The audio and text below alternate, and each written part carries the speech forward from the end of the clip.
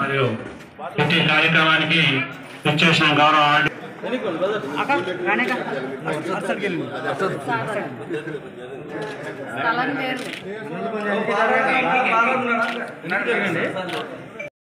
ఉన్నపరితలు ఎట్లుంటాయో అన్ని ఆఫీసులు పెద్దలు పెట్టే బాధ్యత నేను తీసుకుంటా. దాంతో పాటు పెద్దేరు నియోజకవర్గం పెద్దేరు మండలంలో కొన్ని కరెంటు లో వోల్టేజ్ ఉందని చెప్పి మనం 132 kV సబ్ స్టేషన్ కూడా బట్టి గారితో శాంక్షన్ చేయించుకొచ్చినాం. ఆ రోజు ఉన్నపర్తిలో ఫౌండేషన్స్ వేసినాం. అది కూడా త్వరలోనే స్టార్ట్ చేయించి అది కూడా చేయబోతున్నాం.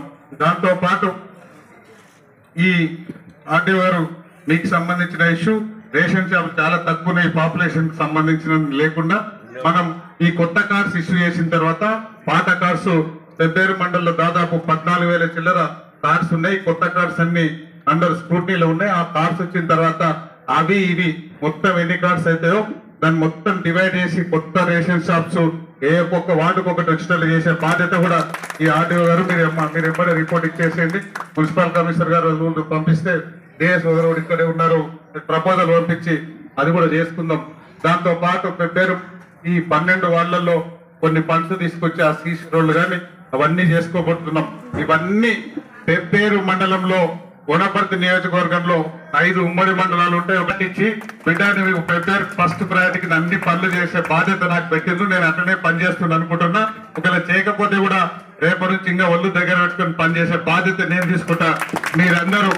మీరందరూ ఇక్కడున్న కాంగ్రెస్ నాయకులందరూ పెద్దలందరూ ఇక్కడున్న మహిళలందరూ ఇక్కడున్న పెద్దలందరూ మీరందరూ రాబోయే రోజులలో ఇన్ని చేసిన ఇందిరమ్మ రాజ్యంలో ఇన్ని చేసిన కాంగ్రెస్ పార్టీ మనం ఎలక్షన్ల ముందు పెద్దేరు చౌరస్తారని నేను మాట్లాడినా.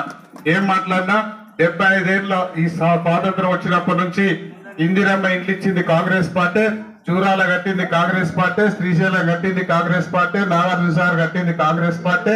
వాళ్ళు ఏం చేయలేదు, మోసం చేసిండ్రు. ఇక్కడున్న ఖాళీ స్థలాల మీద గుట్టల మీద కొండల మీద వాళ్ళ కళ్ళు పడ్డాయి. ఎట్లాంటి పరిస్థితుల్లో కళ్ళు పీకేసి ఆ ప్రాపర్టీ ఎంత మున్సిపాలిటీకి అప్పచెప్పే బాధ్యత కూడా నేనే తీసుకున్నా, అది కూడా నేనే చేస్తున్నా.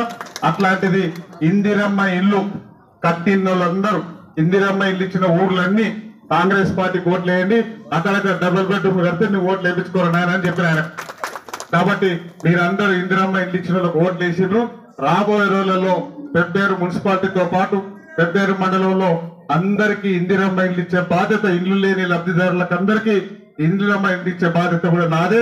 కొత్త రేషన్ కార్డులు ఇచ్చే బాధ్యత కూడా నాదే. మన పిల్లలకు రాజీవ్ యువ వికాసంలో అందరికి ఇప్పించే బాధ్యత కూడా నాదే.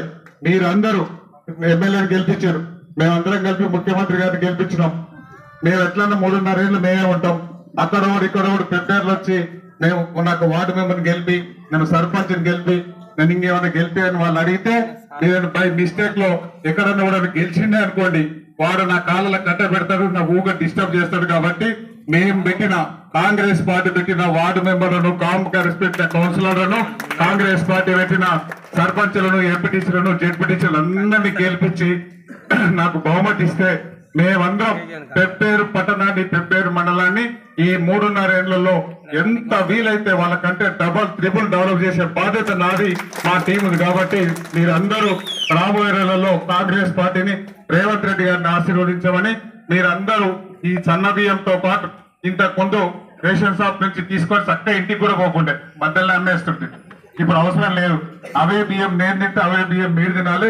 ఆ సన్న బియ్యం తిని మీరు మీ కుటుంబ సభ్యులందరూ ఆరోగ్యంగా ఉండాలని అన్నం తిన్నప్పుడల్లా కాంగ్రెస్ పార్టీని, ఇందిరమ్మ రాజ్యాన్ని, రేవంత్ రెడ్డి గారిని ఆశీర్వదించమని కోరుకుంటూ అందరికీ ధన్యవాదాలు. Thank you.